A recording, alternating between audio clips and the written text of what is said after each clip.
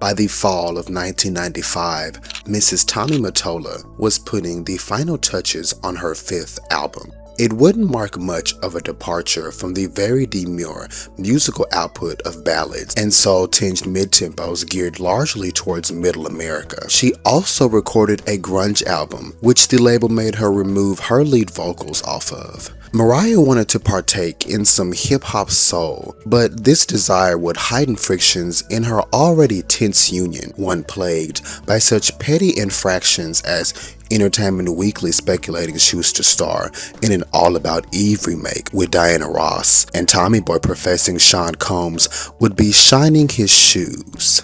As Mariah put it on page 243 of The Meaning of Mariah Carey, the gap between their taste and instincts in music and pop culture was more divisive than the gap between their ages. She wrote a page earlier, "My manager was a childhood friend of his. His preferred security was the tough guy he idolized from his high school days, even though I towered over him in heels. Everyone whose job it was to look after me had a deep connection to him." This fool even had the nerve to cancel the couple's Thanksgiving party because Mariah reprimanded him about the Diddy shoe shine comment. If making music were like riding a bike, then Mariah's career up to this point consisted of her riding with the training wheels on. Although it wasn't quite time to take them off yet, and yeah, it pissed her husband off, she managed to loosen them a little. I mean, I feel that I'm very down to earth considering everything that's happened for me. Something like, 60 million records worldwide. I'm sitting there and I'm like, all right, do you guys understand what I'm saying right now? I just hope that people are enjoying what I'm doing. I don't really play the chart game, you know. I'm just happy when I have success with what I'm doing.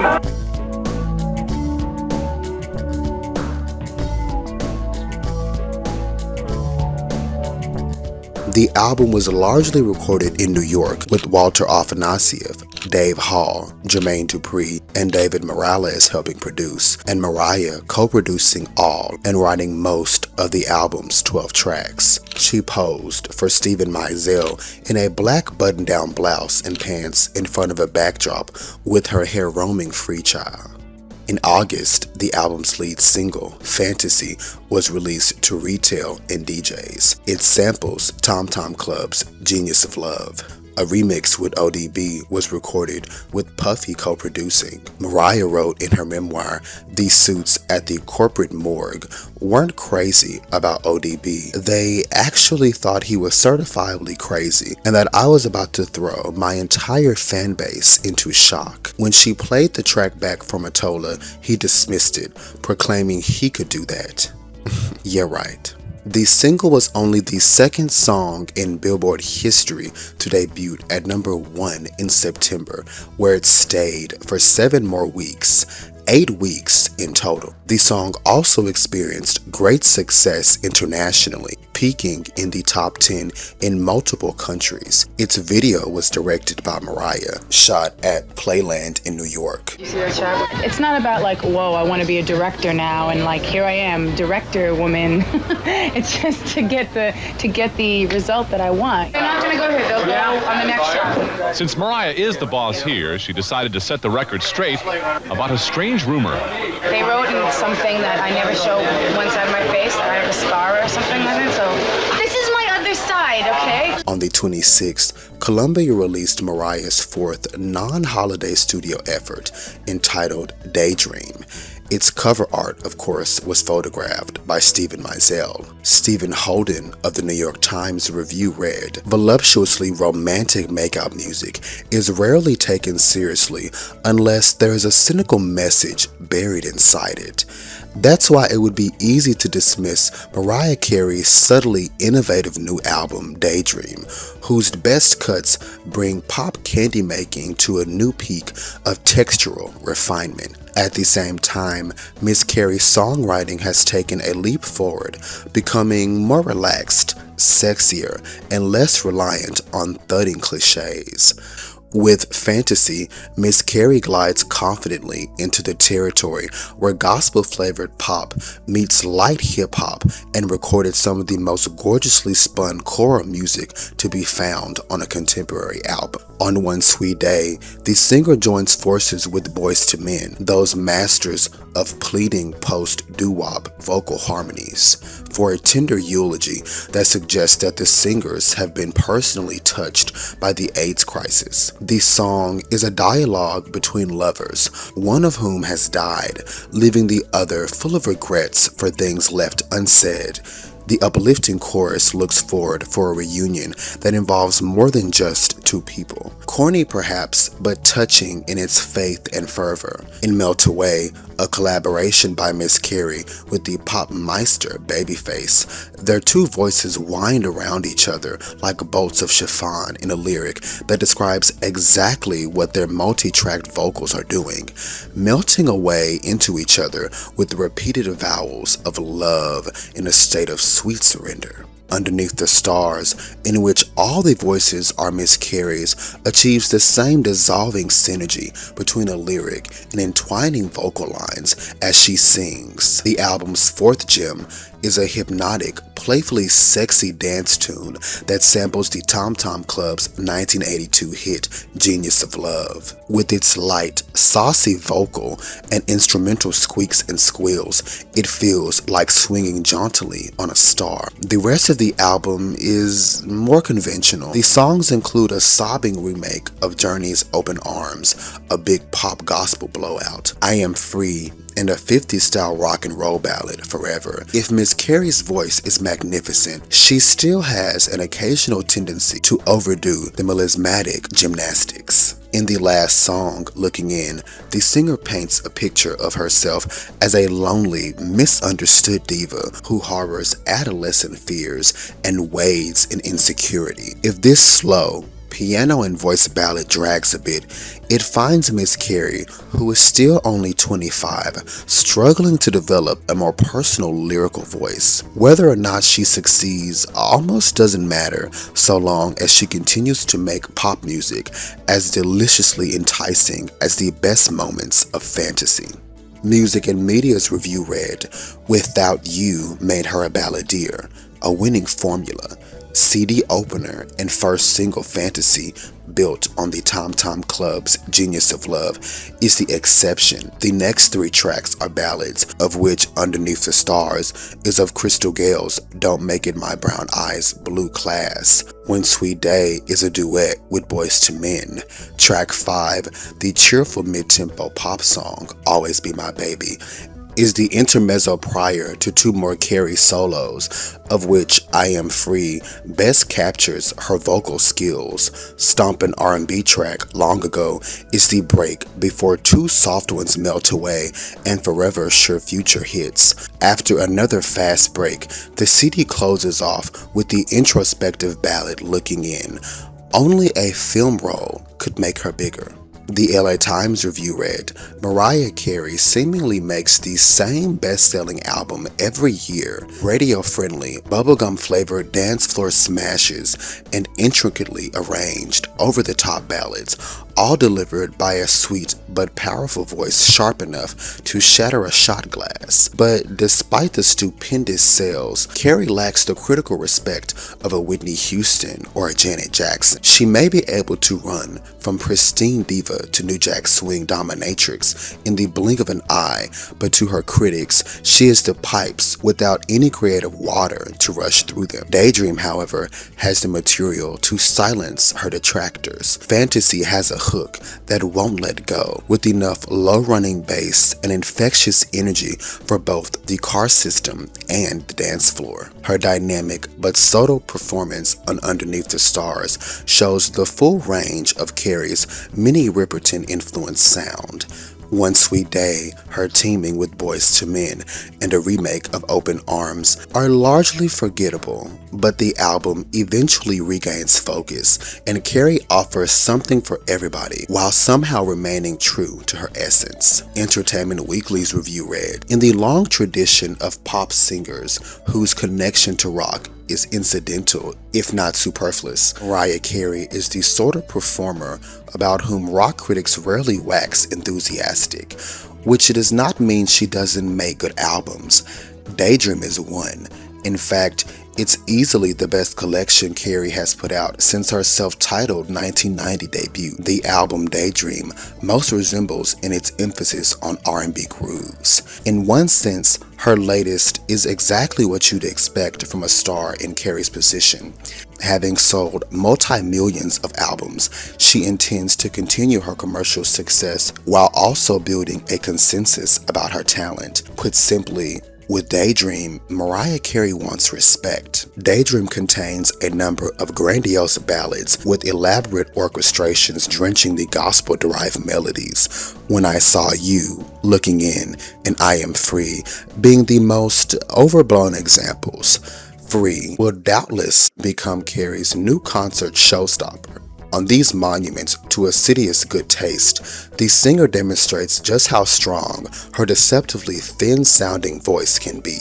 I'd argue, however, that the stuff that's really valuable here, the songs that prove her worth, is the less dignified tunes. One Sweet Day, her collaboration with Boyz II Men, radiates a breezy sexiness that Carey, for all the brazen huzziness of her public persona, rarely permits herself to reveal in song.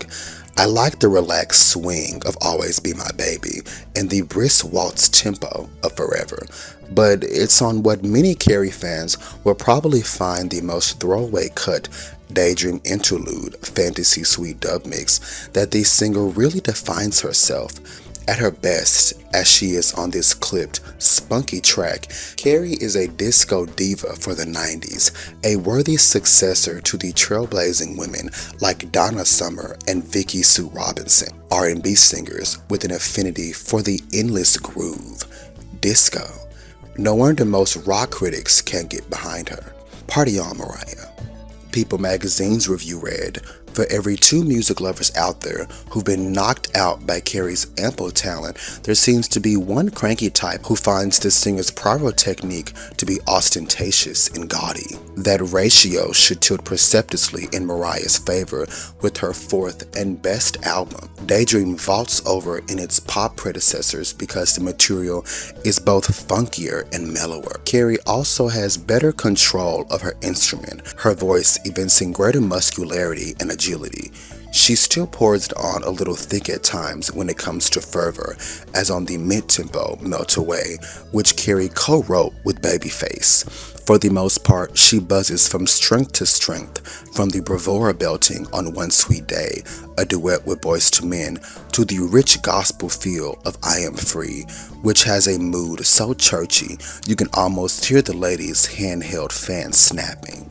The wonder of this collection is that Mariah makes it all sound so effortless, as if turning out an album this good every couple of weeks wouldn't be much of a daydream. The Philadelphia Times review read, "Why does this woman unnerve me so?" A triumph of style over content, Mariah Carey is a non-stop outpouring of trills, whoops, gurgles, and gulps, always modulating and twitching her singing voice, never resting squarely on a note for more than a second. To many listeners, especially in the international pop arena where this woman rules, this kind of over-stylized, testifying delivery says soul and emotion. But even a genius of this species like Aretha Franklin knows to calm down and let the song shine through every now and then. Problem is, Carey writes or co-authors all her material, and deep down inside, she probably knows most isn't worth the parchment it's written on, so she overcompensates by selling the material to excess. The almost as histrionic Boyz II Men actually toned Carey down on One Sweet Day, one of the set's best efforts, and she does respectably by the old Journey hit Open Arms. You can keep most of the rest though. The faux gospel I Am Free An Andrew Lloyd Webber wannabe When I Saw You, Old-Fashioned Stroll to Forever, Neo-Disco Daydream Interlude, Street Minimalist Long Ago, and Tom Tom Club sampling Fantasy. Even the polished Babyface collaboration Melt Away doesn't warm my cold heart. Though if I were a love-struck teenage girl, I'd probably feel a lot better about this baby doll and her vocal toys. Child. The Pittsburgh Gazette's review read, Mariah Carey never meant a note she couldn't or didn't squeak, squonk, squeeze, or squeal. But her sixth album is a sweetly textured departure from all that full-throttled wailing. With Daydream, a convincing case of less being more, she has doused vocal power techniques and given us lusher, more subtle arrangements because not every note is pitched into the stratosphere. Carey shows off a sexy, more soulful refinement, having come down to earth. Her ballads, namely One Sweet Day, a collaboration with Boyz II Men, and Melt Away, done with Babyface, possess a tender passion absent from her previous albums. Perhaps as looking in, the CD's last song suggests the 25-year-old singer is searching to find a more lyrical and personal voice. Carey wrote and or collaborated on 11 of the CD's songs and had a hand in producing all of the 12 tracks. With Daydream, she also confronts a few bitter realities, brushes with adolescent fears, struggles with insecurity, challenges with AIDS, and attempts at independence. Though the writing is sometimes cliched, she eases the harness with a vocal uplift and crescendo that merges gospel and torch. With her lighter fare, Tales of Love, Sweet Surrender, and her dance tunes, Carey glides into other sexy blends. I Am Free is a saucy bolt of gospel pop, Forever a playful rock pop ballad, and Fantasy, the CD's first release, which samples from the Tom Tom Club's 1982 hit Genius of Love and gets an assist from rap's Old Dirty Bastard. So, largely, Mariah's fourth non-holiday album was warmly received, with a few critics hailing it as her best. So much for her lack of a lyrical voice.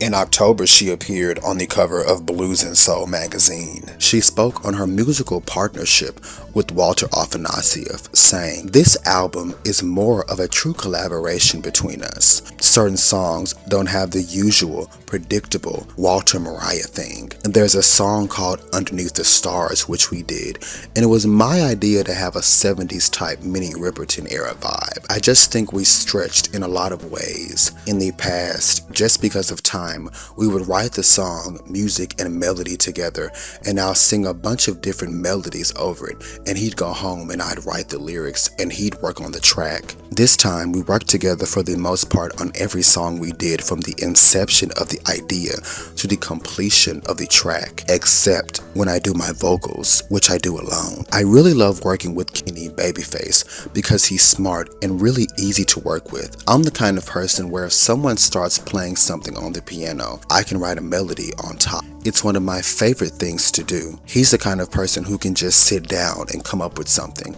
so we really vibe with each other. Believe it or not, my natural voice is very low. I was just experimenting on Melting Away, singing an octave lower than where I normally would, and Babyface said, "You should start it out like that, because not a lot of people have that low range like that." That month, she also appeared on Good Morning America and shot a performance at Madison Square Garden.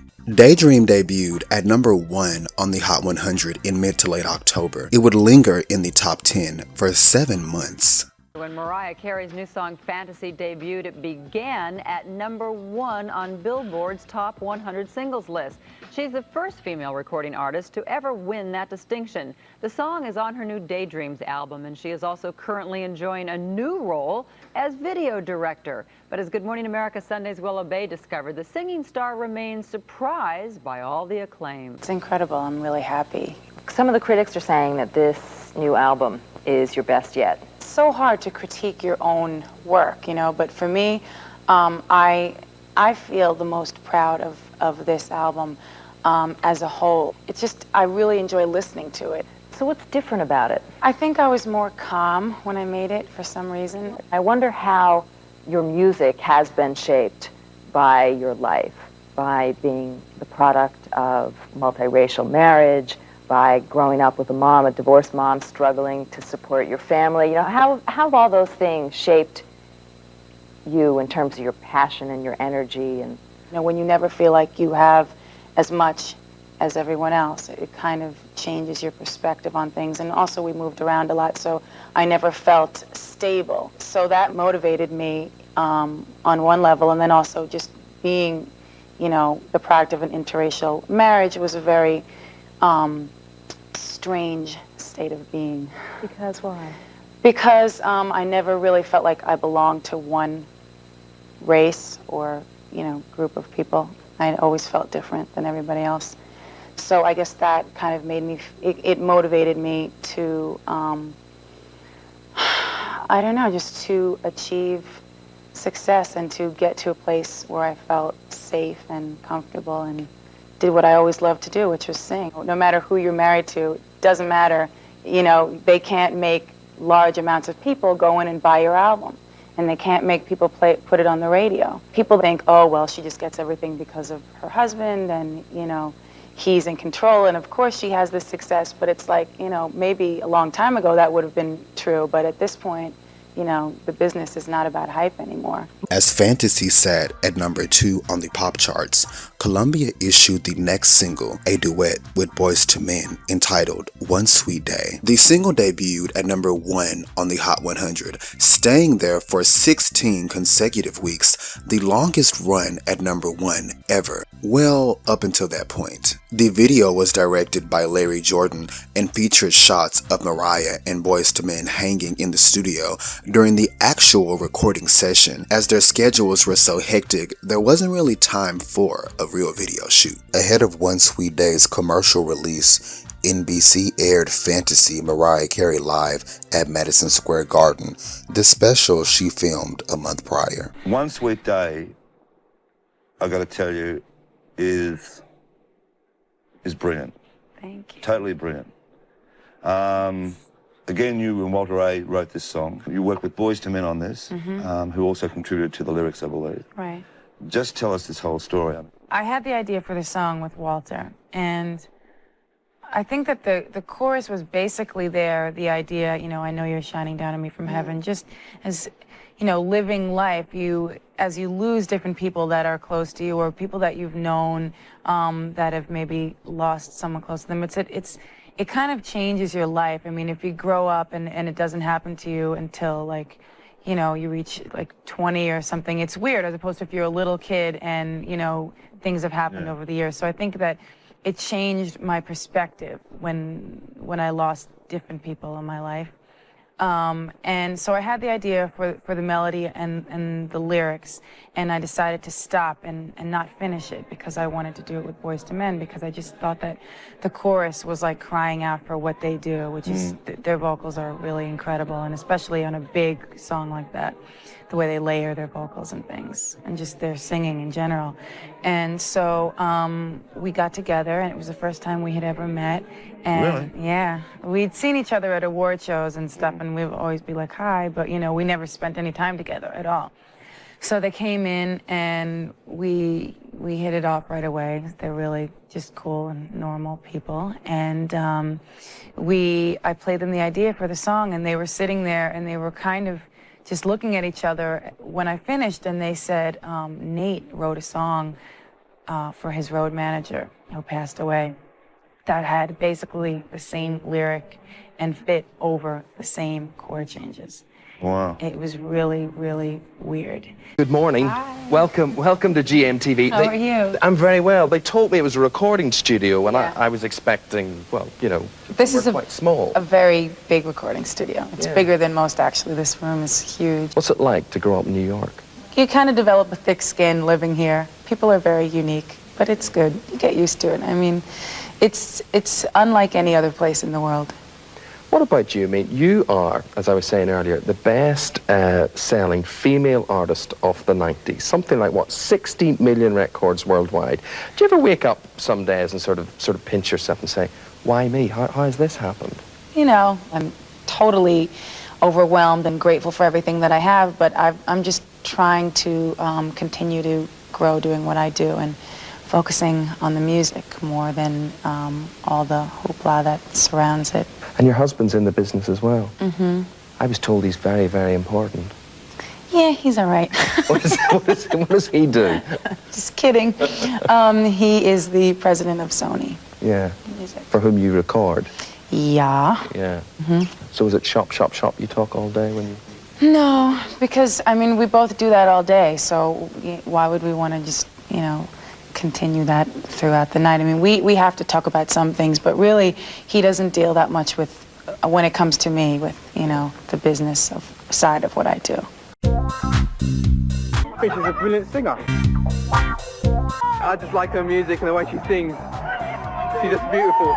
She's got talent, she's got a beautiful voice, she can sing, she's better than anyone else. She's beautiful, she's just, you know, I don't know, I admire her really, because she does it really well, what she does. Child, an in-store appearance and autograph signing at Tower Records in London brought out everyone and their mother. People came out and waited all day to see me, so I'm glad to be here. I think that it brings you closer to the fans and it makes you, you know, a real person as opposed to just someone that you listen to on a CD or, you know, watch on a video. I'm a real person and I enjoy meeting the fans. I said to her, you look beautiful today, and she goes, thank you. And she goes, are you going to say hi then? I said, We couldn't get on personal life because there's too many people, and she just signed it. And so that's just worth it. We love it so much. Yeah. It's just She's got beautiful eyes as well. Beautiful. She's the sexiest girl ever. I just love her. It was just like Beatlemania all over again. The screamers screamed, the snappers snapped, and traffic in Piccadilly was brought to a standstill. And this was why. Mariah Carey. In a record world built on hype, hers truly is a remarkable story. Since her 1990 debut, she has sold 60 million records.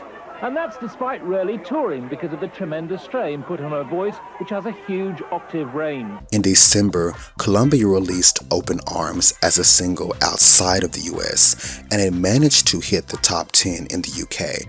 Around this time, she was on a promo tour in Europe. She managed to make it back to the States in time for a photo shoot and interview for Vibe. She also had a recording session with Jermaine Dupri, Debrat, and Escape for a remix of Always Be My Baby, the album's next single. All hell broke loose when Mariah and Debrat left Sing Sing to get some French fries, child. In January, she announced the induction of Gladys Knight and the Pips into the Rock and Roll Hall of Fame and opened the American Music Awards. That night, she won 2 AMAs for Favorite Pop Rock and Favorite Soul R&B Artist. That month, the announcements for the 38th Grammy nominations were revealed, and Mariah got 6. In a quick interview the day of the ceremony, she said this when asked her feelings on the feat. I'm in between. Whatever's gonna happen is gonna happen, and so I'll be happy either way. Well, what happened is she lost every award she was up for. Oh, and she performed One Sweet Day with Boyz II Men. Shaking my head. Columbia issued the next commercial offering in the US, entitled Always Be My Baby. It debuted at number 2 on the Hot 100 in April, and in a month's time, it was number 1, tying her with Whitney Houston and Madonna for solo female artist with the most number 1s. In March, she embarked on the Daydream World Tour, which skipped the States. She went to Japan to do 3 dates at the Tokyo Dome. Baby, the Japanese were so ready to see Mariah that all 3 of her dates at the Tokyo Dome sold out within an hour.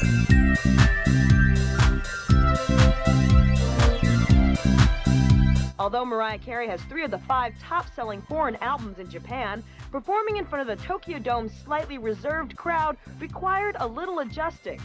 First of all, you're in front of so many people that basically don't speak your language, so that was it took a little getting used to, and but I think by the end of the show, you know, everybody started to kind of relax. I'm sitting there and I'm like, all right, do you guys understand what I'm saying right now? But the language barrier didn't keep the fans from appreciating Mariah. No, she can sing in such a wide range of octaves. She can make sounds that Japanese singers can't make. And that's why I fell in love with her voice and came here today. She sings so well. She's so pretty and attractive. She's the cutest in the world.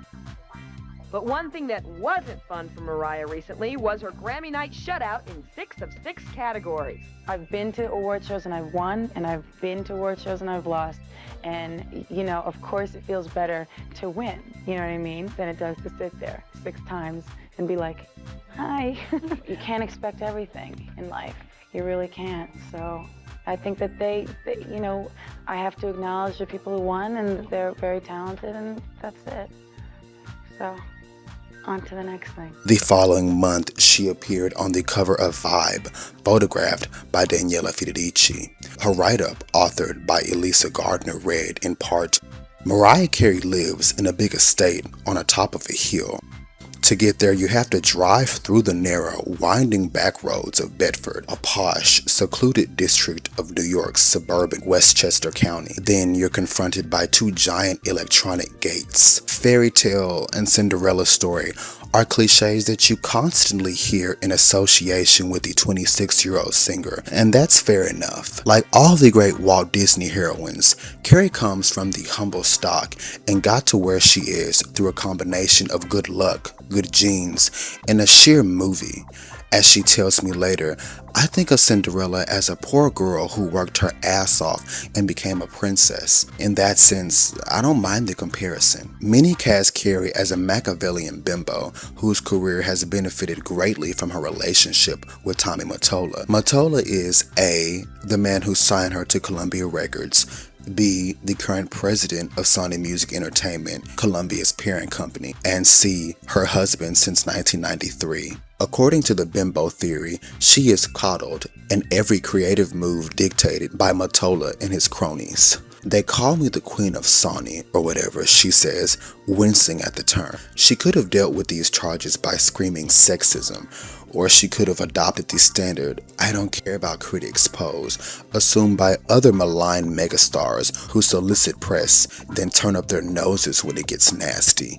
Instead, she has chosen the precociously savvy route of speaking to reporters rarely and focusing mainly on her work, which, bimbo theorists might note, includes co-writing and co-producing. As it turns out, Carey has business ambitions of her own. There's a yet-to-be-named record company in the works that will be distributed by Sony, and she's already signed a hip-hop girl group called Blue Denim, which features Salts of Salt and Pepper's sister.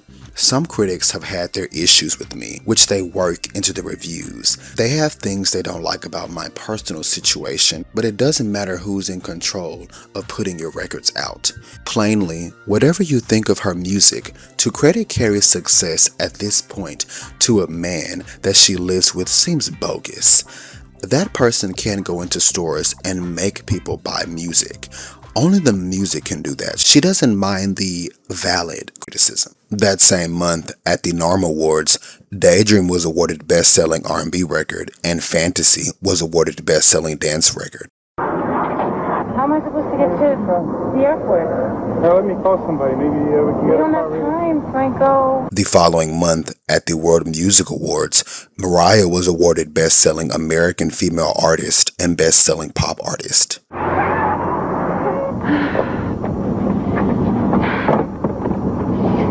Hi.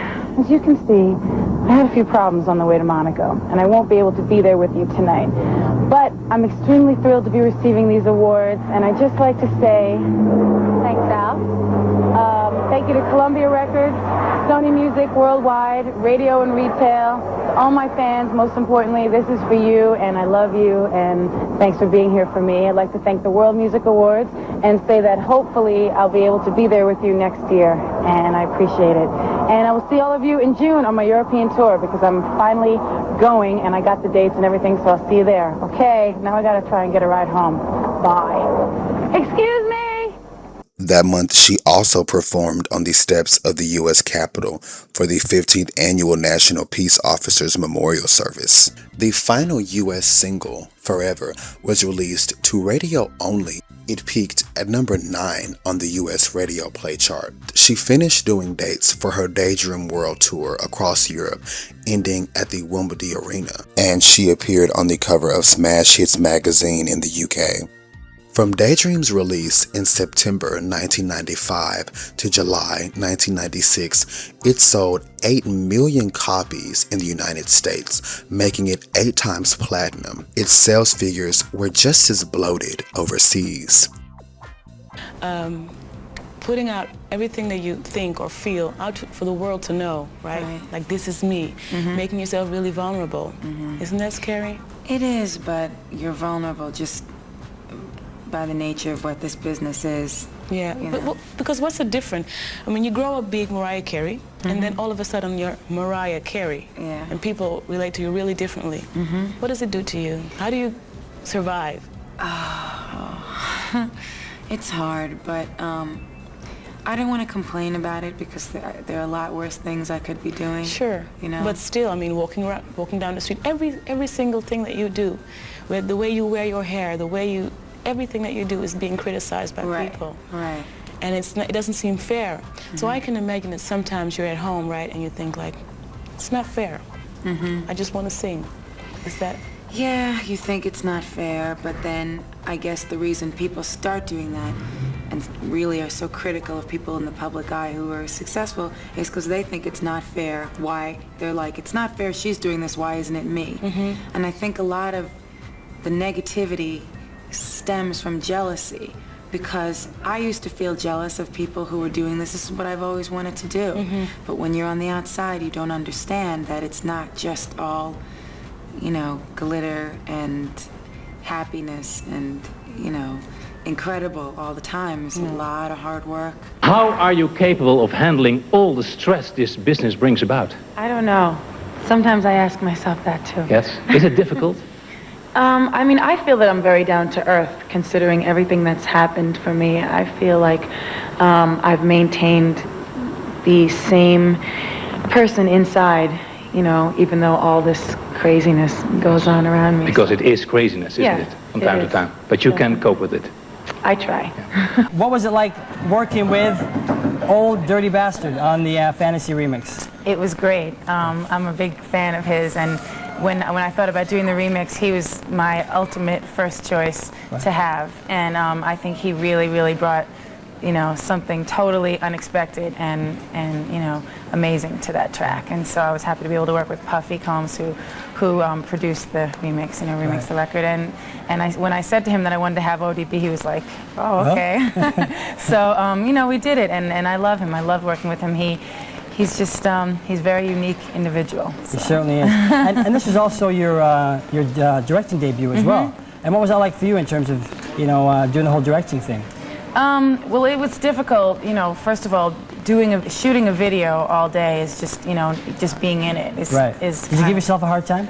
Yeah, I was really hard on myself. I'm still mad at myself for how bad I treated. No, it was cool. It was a great learning experience for me, you know, and I had a lot of people there, you know, production-wise to help me out with stuff, and I learned a lot, and so it was a good experience. Right. And I did the Always Be My Baby video too, so. Right. And your album, your debut, well, not your debut, your album, Daydream, as you seem to have known exactly what you wanted when you went into this. What exactly did you want to present to your fans with this record?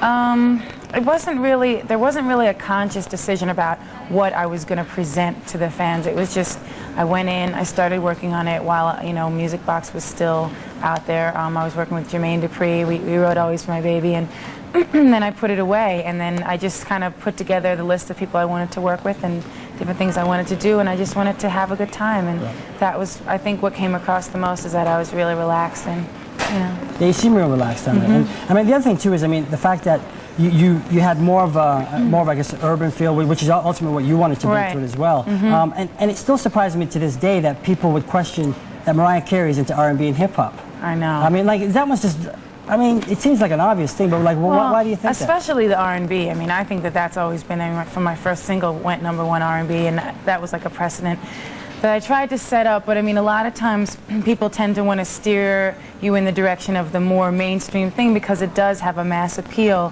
thing that really works worldwide. But I mean, that's fun and that's great, and I love to appeal to as many people as I can.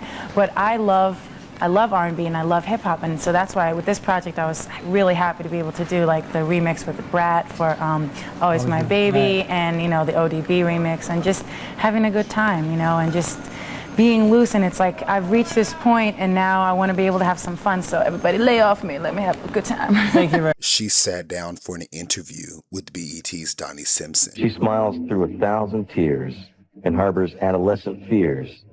She dreams of all that she can never be. She wades in insecurity and hides herself inside of me. Is this you? I mean, you know, it's for anyone who can relate to that. And I think it's like, you know, especially being in the public eye, people have a perception of you, good, bad, or indifferent. Right. You know what I mean? They all form opinions of you, as we do with anyone in our lives that we encounter, you know.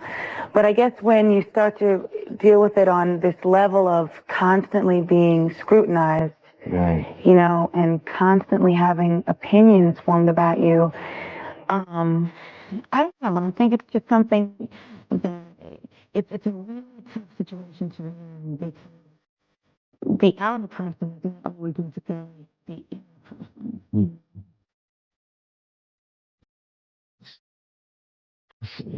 Like you win, like Cinderella?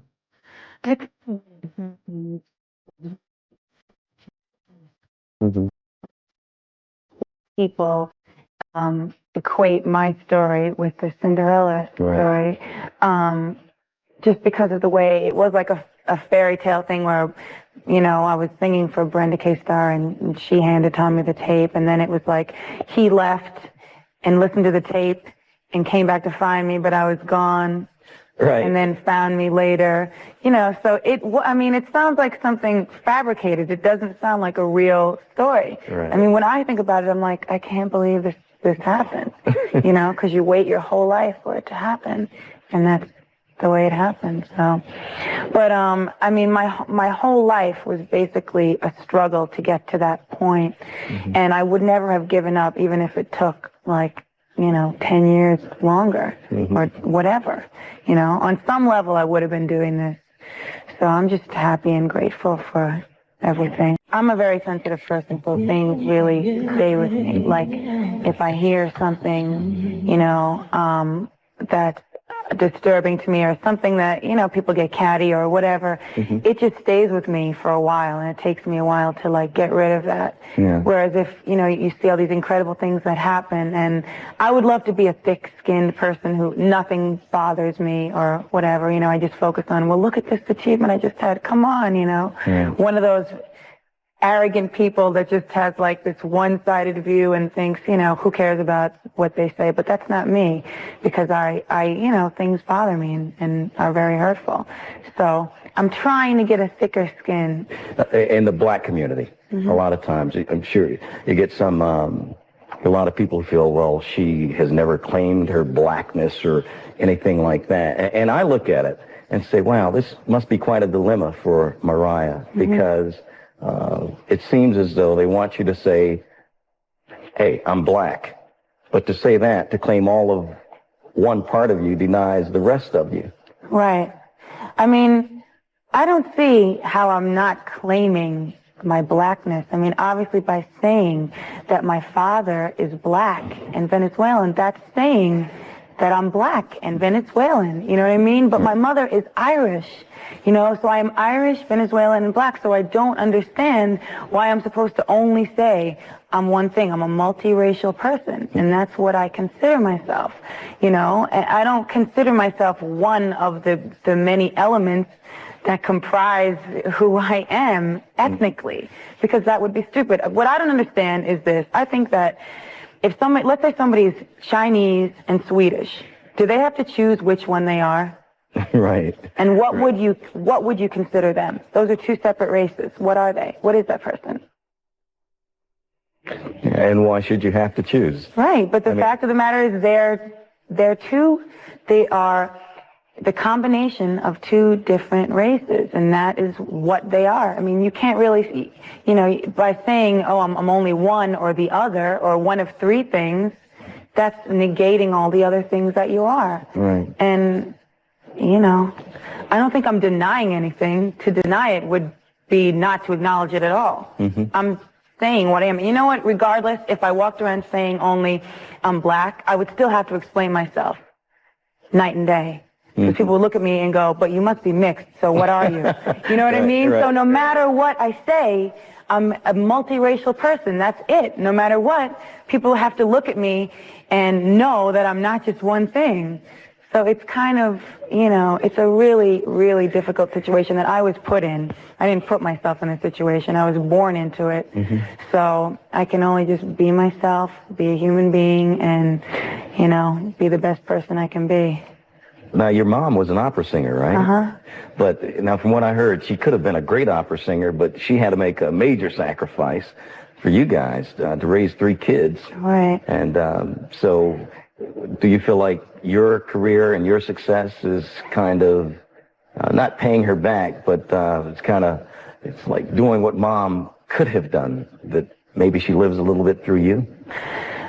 I think that she is just very happy for me, and that because she was so supportive of me growing up, that it enabled me to be the person that I am today. And just in terms of having the determination and the belief in myself to get through all the stages. I mean, everything that happens is like just a blessing, and being so incredibly fortunate to be in the right place at the right time and have all those things and everything. But in addition to that, if you don't believe in yourself, you won't get to that stage of even writing a song, you know, or you know, saying, I'm going to do this, as opposed to just saying, well, I'd like to be a singer, but, you know, probably that won't happen because so many people want to do it, and, you know, why should I think I'm special? You know, having someone telling you that you are special and that you can do it is a big thing. I think I just have always been like a person that mimics things that I hear. You know, like I used to listen to commercials when I was little and sing it, you know, speak it or sing it or whatever back exactly the way they said it, and imitating, you know, voices and characters and stuff. And so I would guess I was just doing her. Incredible. So would she work with you all the time? Not all the time. I think that she realized that sometimes when you push people too much, they go the opposite way. You know, like if you're telling someone, get in here and practice singing, you know, then they're gonna probably rebel against that. You know? So she didn't push me. It would have to be like I said to her, Mom, can we do a vocal lesson or something? Now, your father and your mother divorced when you were 3. Yeah. Do you have any remembrances of that at all? Of the divorce, or just of them living together? Yeah, of them living together. I have like maybe 1 or 2 memories, but it's very vague. I just remember one time we were at the table, and my father was very like a strict disciplinarian, and I started singing at the table, and he said, like, there will be no singing at the table. So I got up and I stood on the coffee table and started singing. And like my brother and sister were dying because they never disobeyed or did anything wrong, but I was so little that I didn't care and I didn't know. So that's like one thing that stands out in my mind. What about later? Did you ever feel the impact of that divorce? I mean, a lot of times, you know, it takes kids a lifetime to get over the divorce of their parents, and sometimes they never do. Yeah, when it happens when you're really young and you're not really, you know, you don't really know what's going on yet, it doesn't have as great an effect on you as it does maybe when you're like 12 or something, you know, and you've already lived that long a period of time, you know, with the family together. Right. Do you ever miss having had that father in the house, or? I mean, I have some really nice memories of my father when we would, you know, he used to take me like to the mountains or something, you know, like when I was a little girl, and you know, so it's not like I never saw him, you know. I mean, I didn't live with him, I didn't see him that often, but I have some good memories of my life with him growing up. What about your relationship with him now? I haven't spoken to him in a while. Yeah, gotta give him a call. Actually, I called him, but he doesn't have an answering machine. I don't know why. I don't know. Gotta give him a call. Well, now money's not an issue, is it? Well, I mean, you know. No, but really, I mean, I look at some of the stats, and you've got to be blown away by this. I mean, when you look at it, 65 million units sold since you started. You know, I read that in paper, and it's true, but it's crazy because, I don't know, by the time it comes around to realizing that, you know, it's crazy. You know? Yeah. I haven't stopped since the first album to sit back and look at it. Mm-hmm. You know, it's not like you sit home and you're like, yeah, raking it in. Here I go. Number 50 million. So it doesn't work like that? No, it's like, you know, you go through this thing and you're just working and working and working. And I look at it like less from the money standpoint than, you know, just being excited about it, things being successful and people liking them. And honestly, it's like the more you have to spend because the more people you're paying for along the way. Right. So, I don't know. I'm still like very, you know, if something's too expensive, like clothing-wise or whatever, I'll be like, no, forget it. You know, I don't need it. Yeah. Because I guess growing up not having money, I still have that in me, you know, that says like, don't go crazy. Don't end up broke. Because no matter who you are, you can end up broke. No, that's true. When he finally found you, I understand he just left a message on your machine. Mm-hmm. What were your thoughts then? I mean, to get home and hear this message from the man. Well, first of all, we had this, I can't believe he didn't hang up on the machine because we had this message, my friend Josephine and I, who I used to live with, on the machine that was like about the fact that we had no hot water in our apartment and that there were flies in there and stuff. So it was like this sick, demented message that we made at 5 in the morning when I came home from the studio. And I expected, like, you know, most people that called, we didn't care what they thought. Right. So then, like, the president of this huge record company calls my house. And he's, like, probably like, what the hell is this? But he was just like, it's Tommy Mottola. Leave him. Call me back. CBS Records. Bye. And that was it. That was Left the number. Yeah. And he later told me that he like thought he had the wrong number because it was so ridiculous. So did you call him right away? Yeah. Well, I waited and then I was like, you know, I don't know what to do. Should I call or whatever? And then I finally called and, you know, they answered the phone, Mr. Mottola's office. And I was like, hi, is Tom, actually they were like, Tommy Mottola's office. So I'm like, is Mr. Tom Mottola, can I speak to? You sound like Demi Moore in A Few Good Men. And I guess they were expecting my call, so I put it through. And then, like a couple of days later, I went up there with my mom and spoke to him because I had no lawyer or anything. And I was just like, this kid was a tape. So. Wow. Yeah. Now, how do you guys separate business from the personal? I mean, you happen to be on the label that your husband runs.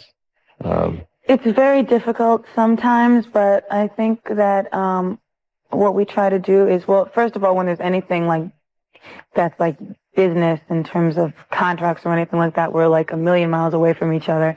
But you know, he's very supportive and he's very helpful because he's very smart and a very creative person as well. He's not just a corporate guy, so that's good. So you're a director now. We can add that to your list of things that you do. You know, I mean, I just know how I want it to come out. Like, if I have a concept, I just feel that in terms of being the one in control of saying what the end result should look like and hopefully having the people around me who can kind of ensure that, you know, in terms of that, I'm a director, you know. I mean, I don't claim to be like this knowledgeable, you know, film student or anything like that. I mean, I just, as far as it goes for my videos, I feel like it's a fun thing for me to do. It's a good outlet, you know, and I've learned a lot doing it. And I feel that it helps me when I do other things because I have like slightly more knowledge about it than I had prior to this experience. So, you know, and it's funny because people get so weird about it. Like a lot of people are saying, oh, I heard there was a ghost director on Fantasy and you didn't really do it and this and that. And it's like, oh, please, you know, I don't care about it in terms of like being like, here I am, director woman, I saved the day. But, you know, it's just that I wanted to kind of make sure that I got what I wanted. And no matter what, even if you are directing it, I don't think you can ever really get, as far as video goes, exactly what the initial concept was, because there's so many factors that go into it. I mean, hopefully one day I'll be able to really, really know everything about, you know, how to get exactly what I want. But I've been fortunate to have some really great people there, you know, director of photography and producers helping me really, you know, get what I want, you know, and teaching me a lot along the way. So it's like a combined effort, and, you know, I'm there making the decision. So that's all it's really about for me. So it's kind of like producing music. I mean, were you, it's just like humming at the piano with Walter. Right. Same thing. And it's like when I used to make demos and I would say, can't you play the string line like this and then sing it? Oh, can't there be a drum fill here, and tell them what I wanted? Or how about here, you know, we whatever, break it down and then, you know, pick it back up and whatever. I mean, that's producing. Right. Because you are having input as to the end result of the song. You know, and it's like you're kind of, you know, ensuring that your vision comes across. At that time, I didn't know it was producing or what it was. I just thought that's what everybody did. Right. But I guess most people don't, or a lot of people don't when it comes to that. A lot of people just go in and sing and leave. But I guess when you're writing the song, you know, I mean, what I feel is like if I'm writing it, I want it to come out the way I hear it in my head when I'm writing it. Right. You know, and that's the same thing with the video. If I have a concept, I want that to come across, you know. So fortunately for me, I'm at the place where I have a lot of great people helping me, and I'm learning along the way, and I'm trying to just get my vision across better and better each time. In September, the video for One Sweet Day was nominated for Best R&B Video at the VMAs, and Mariah was an announcer at the ceremony. Award shows, you're used to being there and being in the award show, but they don't have that many award shows here. So. Right. Well, speaking of crowds, in Japan, you sold out an arena of 156,000 people 3 nights in a row, like the fastest that anybody had ever done that. When you walk out there, is that incredibly overwhelming? I mean, Radio City holds nothing compared to that. Right. It is overwhelming, but it's almost surreal because you really can't see all the people. You're just in this vast, you know, huge dome, so it's sort of like the little dots. Yeah, exactly. Everybody's like a tiny little dot. Happy little dots. I try to always be close to the audience when I'm performing, but they have these barriers there that you can't go past 16 feet or something like that, so it's a little different. In November, she appeared on the Rosie O'Donnell Show. How's your husband? He's fine. Tommy's doing good. Yes, he is. Yeah. You guys, you get sick of reading all the stuff about you in the paper. Every time you open the paper, there's an article, there's this, and they're usually full of crud. Oh, yes. They are most often full of crud. But, you know, it's like you have to deal with it, as you know. And it's difficult because the media has become so out of control. And I guess, you know, you're in this position and you just have to kind of grin and bear it and realize that hopefully people with any sort of intelligence out there reading things that are just out of this world crazy realize that, you know, it's not true. Right. Because I know there was somebody at one of the, was it the American Music Awards? No, the Grammys. It was the Grammys, and I knew somebody who was at the party. They said you were dancing, and I read in the paper that you were moping. Yeah, they said in the paper, that was really annoying. They said that I was sitting, I had the TV monitor shut off, and I was sitting there moping in a corner by myself. I'm like, A, why would I go to the party if I were going to do like a mope at home, you know, quite easily? And B, I was hanging out with Brandy and Wanye from Boyz II Men the whole night. I practically closed the party down, and we had a great time. So it's like when you read things that are just so out of left field, you're like, you know, whatever.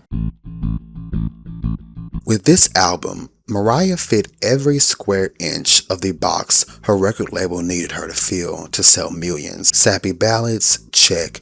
Danceable uptempo, check. There was no limit to her commercial appeal, even when the label shrieked as she flirted with hip-hop and R&B. She managed to do this with just remixes, but she wanted that feel on the album itself. Nothing in it truly reflected her, the young mixed girl with the range of colors deemed unfit for the palate of her young fans. She took out this angst in the secret recording of Someone's Ugly Daughter, a rock album. As mentioned earlier, her vocals were replaced with Clarissa Danes, Carey's friend, who comprised one half of Chick, the other, of course, being Carey herself on the background vocals. The album dropped to little fanfare a few weeks before Daydream. Despite this, and a relative lack of interviews or press, Daydream and its commercial singles sold like hotcakes, honey. At the Billboard Music Awards in December, she picked up a few more trophies for Daydream. She was already in the early stages of work on a new project, one that would quite literally ruin her marriage. Forever meaning, you know, how huge you are. We love you, Brandy. We know. Have you given this baby diva any advice? Her advice. She knows exactly what she's doing. I was honored to present her in the court tonight. I was very happy to have her here because she's got a great vibe about her. Funny. You know, I'm fine. You know what I'm saying?